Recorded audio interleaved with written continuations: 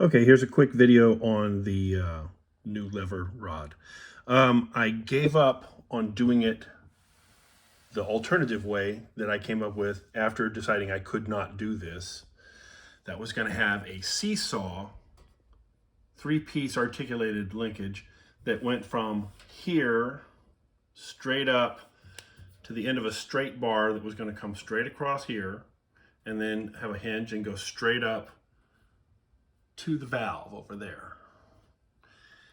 That's perfect, except I cannot find an adequate place to mount the seesaw lever's bracket except for the valve case. And I don't want to continue heating this valve case because it's starting to have issues with sticking.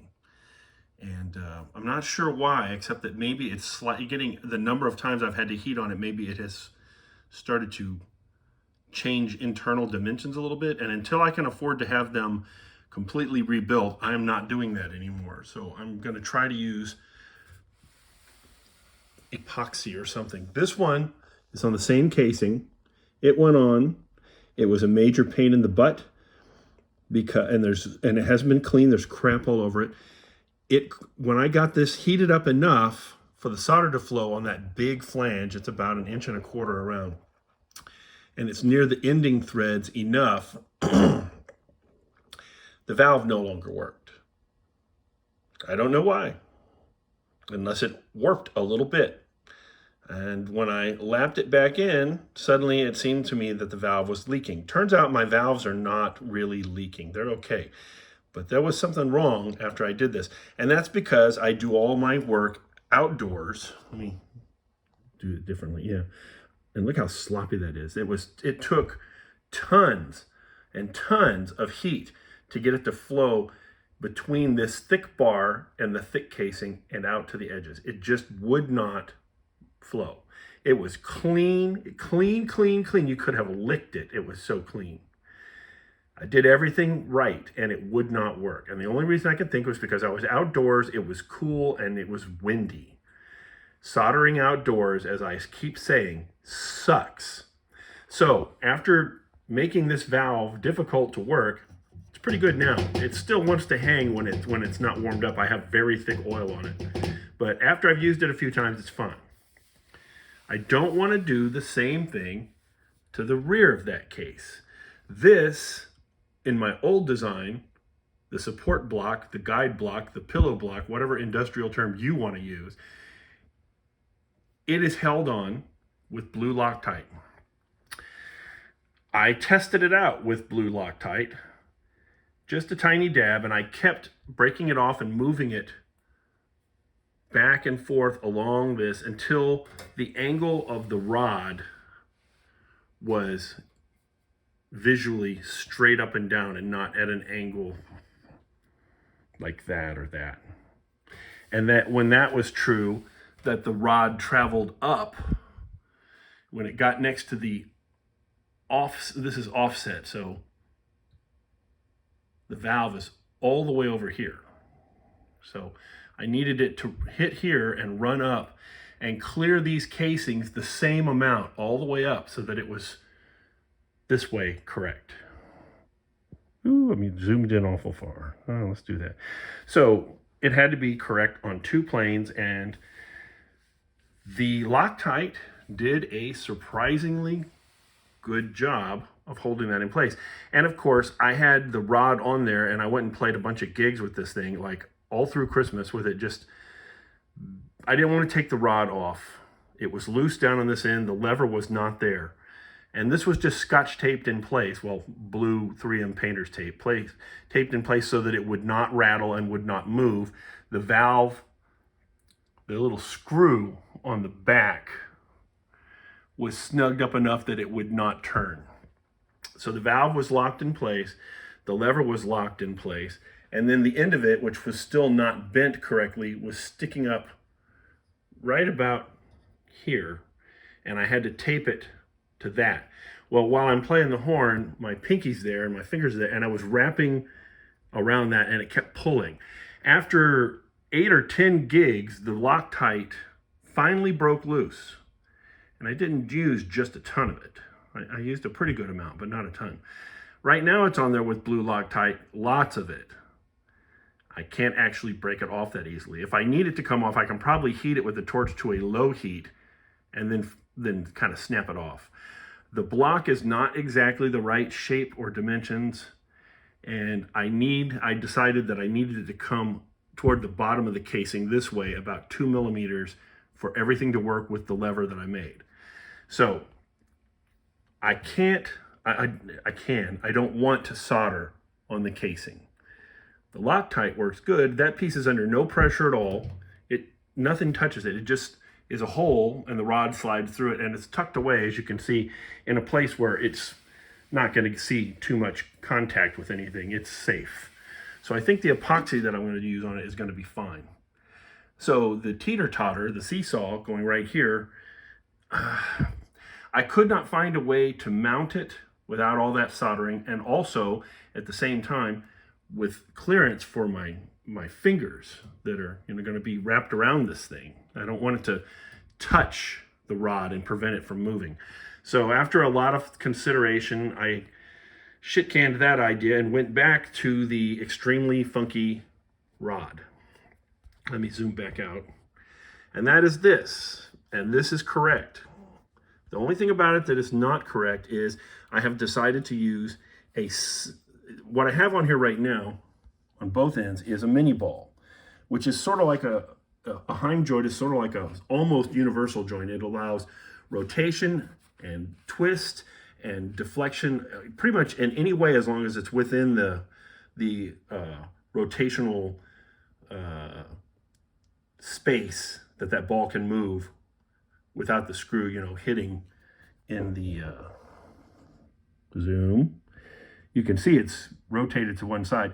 That's the limit. It can't go any further than that. The screw touches. However, anywhere within that orbit, that thing can move. This is not a very good one. That's why I'm using it for this. That gives you a lot of freedom, except that I don't want the freedom because this long thing, let me zoom out again. There we go. Hey. This long thing is heavy and wants to do this when you move it. The valve lever comes up right there. And right now, well, hey, zoom again. I've got a mini ball on the end. It's a butchered one. It does not work. So I use it for spacing things. That's what I originally wanted on there. On the other end, I have a single plane hinge. It just rotates this way. It cannot twist. It cannot deflect side to side. It's caged. It can only do that. And that prevents this mini ball letting this flop around. That can do what it needs to. It can deflect however it needs during its arc of rotation, where it goes up and down like that. And if there's a little bit of inaccuracy and it has to also flex sideways, this can do it. That is perfect for that application. And that is perfect for this application. I do not want this relationship to change. I don't want it to become acute or obtuse. I do not want this to be able to do this at all. I only want it to do that. Now, if I want to make sure that this rod can't flop, the other end also needs to have a single plane hinge like that. So I have to silver solder a small tube like this that the screw is going through right here onto the end of the rod at the correct place. And it has to be at the correct rotational angle wherever it needs to be to line up with the lever. And then on the lever, there's going to be a little plate or whatever with a threaded hole that I can screw this into. And that should prevent it at both ends from doing this. Then the guide right here, that should also prevent the rod from moving around. Now, there'll be a little bit of metal-to-metal noise here from sliding and from it clicking back and forth the limited amount that it can. So I am going to put some shrink wrap where it runs, right here. Just a little bit. I've got some thin stuff, but it's kind of rubbery feeling, and I think it's going to grab the metal, and I don't like that. So what I'm looking for right now is Delrin shrink wrap, where it's really slick. You can get that at McMaster-Carr, it's really expensive and you have to buy a lot of it. I need 2 inches. So I've got to find the right diameter and thickness, and then I've got to drop some money on it. And hopefully I'll find ways to use that Delrin shrink wrap in the future, because God help me, this is the only application I can think of where I'm going to need it. So it's a lot of money for a little bit of bang. The thing is, if I Delrin shrink wrap it so it doesn't look odd, I'm not sure what I'm going to do. I'm probably going to shrink wrap it all the way from here around to here. So there's just one continuously smooth white line with no ridges. I don't know. What do you think that would look like? Tell me.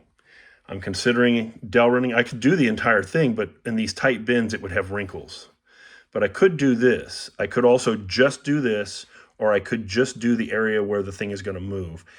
I'm still leaning toward this, but I mean, I'm going to end up with like several yards of this stuff. So maybe you can also think up a good idea of what I can use it for. Anyway, the main problem with this type of lever is if you use nickel silver, as stiff as it is, it would flex. When I push the lever down and the valve achieved, boom, bottoms out, this would flex right in there pretty badly. This flexes, but I mean, you got to really press down to flex it. I'm pressing hard, and I think I'm moving it 2 or 3. Let me see. What does it look like to me? I think I can manage with all my force 3 millimeters of deflection, and I'm only going to push it down with my fingertip. So I think that's rigid enough. It doesn't need any reinforcement in here. It's not going to flex. It's going to go boom, boom, boom, just like it's supposed to. So I think I finally figured out how to do this, and I finally have all the angles done. The most important things are that this piece that comes straight up is perpendicular to the entire rest of this, and then this part has to be set at the angle the valve is to the pistons. The rotor is on there at an angle. So all of this has to be in line with the pistons, and this has to be in line with the rotor. And it has to go around a corner, and it has to deflect a certain distance, and that's the distance. It took a lot of figuring out to get this rod centered this way and this way, while having this come up just between the 2 slide tubes. Actually, it's not even in the slide tubes. It comes between, where is it? It comes up between the 2 valve knuckles right there. It actually runs just under this tube all the way down. So you can see that that has to be measured pretty much exactly. And then you use this stinking stainless steel, which is really soft compared to most steels that I work with. It's harder than tool steel, but it's about the same as mild steel, a little more stiff than that. And it work hardens really bad because of the alloy, the stuff that's in it. It's easily machinable till you get it to a certain temperature, and then it's like trying to machine cement. It just doesn't work. Once I have bent these here are now hard. The only flex is coming from this long straight piece, really. So I think this is a winner. It took me a long time to get there. Also, the short arm is a hassle. I may have to build another one. It wasn't bent enough, and I can't bend it right here where it needs to be bent. So I just took the original bend and made it, more pronounced, so that as it goes around, it can go around the stop arm, and when it comes up, it doesn't tap. I may have to remove this little nifty little jam nut. Let's see if I can zoom in on that. Wow. That, right now, the all thread that I have in there is bent. You can see there's a gap there. I bent it by accident, so I got to put another piece of that. And then the jam nut is probably going to have to go bye-bye because of how far it sticks out. It's gonna tap on the stop arm. Where is it?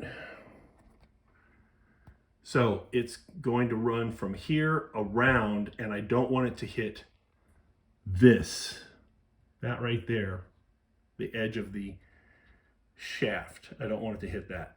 So I've got it shaped now so that it'll make that curve, but I think that this jam nut is going to actually tap on the casing. So I gotta fix that. So I think I may be able to use this. I don't know. I have to make this removable. That screw needs to be there because this is impossible to install and remove as it is. It is really hard. It can only go one way, and it's just really difficult to get through all the tubes at that length and that shape. Adding this to the end is just a nightmare. You can't fish it through between all this stuff here, through, down, and then, where is it? Behind, and then down here to that. Come on. And then it wraps around and goes down to there. So this has been a major pain in my butt, but I think I've got it. I'm happy with this. Oh, and I posted in there that I had stuff to do the other day, and part of that was work on my car. It rained, so I couldn't. I got to put my front bumper brackets on the sides back on, and someone stole the hood emblem. Why would you steal a piece of shit plastic hood emblem? I don't understand. So I have another one of those and the push pins to lock it in place.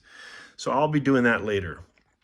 Also, don't solder on your workbench if you don't have some mill board down, because when you flick this piece, the doohickey, off of the old lever, so you don't have to make another one, and it falls down, it makes a big burn mark right there, right in the pattern. You can even see where the hole is. It just perfect.